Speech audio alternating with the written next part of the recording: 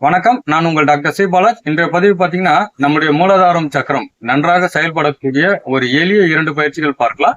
உணவு எடுத்த பிறகு செய்யறது வந்து ஒரு 3 மணி நேரம் சென்ற பிறகு செய்யணும். லிக்விட் ஐட்டா எடுத்தீங்கன்னா ஒரு 1/2 மணி நேரம் சென்ற பிறகு செய்யலாம். பெண்களை பொறுத்த வரைக்கும் மாதவிலக்கு ஏற்பட்ட தினங்களில் இந்த பயிற்சிகள் என்பது செய்ய வேண்டும். பயிற்சிகள் செய்வதற்கு முன்பாக நம்ம வந்து வெறும் தரையில ஒர்க் அவுட் பண்ண வேண்டாம். பெட்ஷீட்டோ பாயோ மேட்டோ பயன்படுத்துவது என்பது நல்லது. பயிற்சிகள் முடித்த பிறகு நம்ம உணவு எடுப்பதா இருந்தாலும் சரி, இல்ல குளிக்கிறதா இருந்தாலும் சரி, ஒரு 1/2 மணி நேரம் சென்ற பிறகு செய்வது நல்லது. இப்ப நம்ம பயிற்சிகளை பார்க்கலாம். நம்ம இந்த நிலையில இருந்துட்டு கால்கள் பாத்தீங்கன்னா இது போல ஸ்ப்ரெட் பண்றோம். ஸ்ப்ரெட் பண்ணிட்டு உங்களுடைய கைகளை மேல் ஸ்தானத்துல கொண்டு வரும்பொழுது மூச்சு காத்து இழுப்போம். டவுன் பண்ணும்போது மூச்சு காத்து வெளியில வரும்.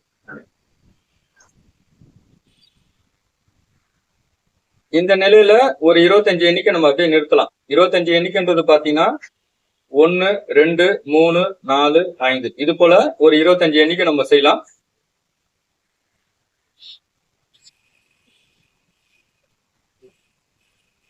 இந்த ஆசனம் செய்யும் பொழுது ஏற்படக்கூடிய நன்மைகள்னு பாத்தீங்கன்னா உங்களுடைய பாதத்துக்கு ரொம்ப நல்லது, கணுக்கால் பகுதிக்கு நல்லது, மூட்டு பகுதிக்கு நல்லது, இடுப்பு பகுதிக்கு மிக சிறந்த ஒரு பயிற்சியாக பார்க்கலாம்.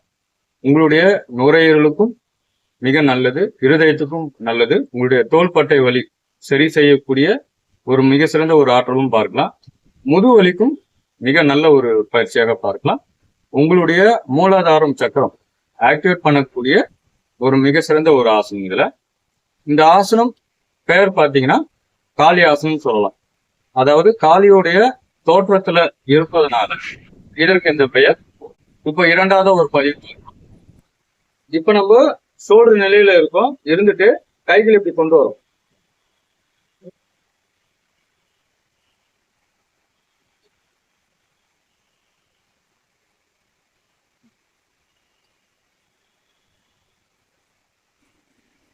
இந்த பயிற்சியின் பேர் பாத்தீங்கன்னா சூப்பர் பெயின் சொல்லலாம். அதாவது தோப்புகரணத்துடைய பெயர். இந்த பயிற்சி செய்வதனால ஏற்படக்கூடிய நன்மைகள்னு பாத்தீங்கன்னா ஃபுல் பாடி ஒர்க் அவுட்னு பார்க்கலாம்.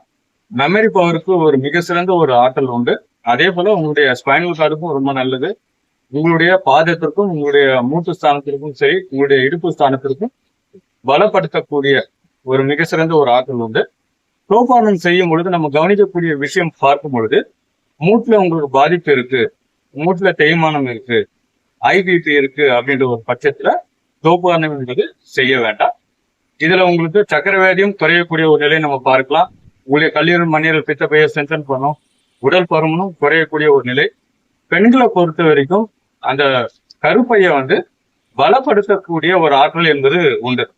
மெமரி பவரும் இன்க்ரீஸ் ஆகும். உங்களுடைய மூலாதாரம் சக்கரமும் ஆக்டிவேட் பண்ணக்கூடிய ஒரு மிக சிறந்த ஒரு ஆற்றல் என்பது உண்டு. தியானத்துக்கு உண்டான ஒரு பயிற்சின்னு பார்க்கலாம் தோப்புகரணம் என்பது. அதே போல படிக்கக்கூடிய குழந்தைகள் பார்த்தீங்கன்னா இந்த தோப்புகரணம் படிப்பதற்கு முன்பாக ஒரு 21 எண்ணிக்கை செய்துவிட்டு படிக்கும் பொழுது உங்களுடைய மெமரி பவர் அதிகரிக்கக்கூடிய ஒரு ஆற்றல் உண்டு. உங்களுடைய கண் பார்வையும் தெளிவடையக்கூடிய ஒரு நிலை இந்த தோப்புகரணத்திற்கு உண்டு. இதை ரெகுலரா நம்ம செய்து கொண்டு வரும் பொழுது உங்களுடைய மூலாதாரம் சக்கரம் என்பது நன்றாக செயல்படக்கூடிய ஒரு ஆற்றல் நம்ம பார்க்கலாம். நன்றி, வணக்கம்.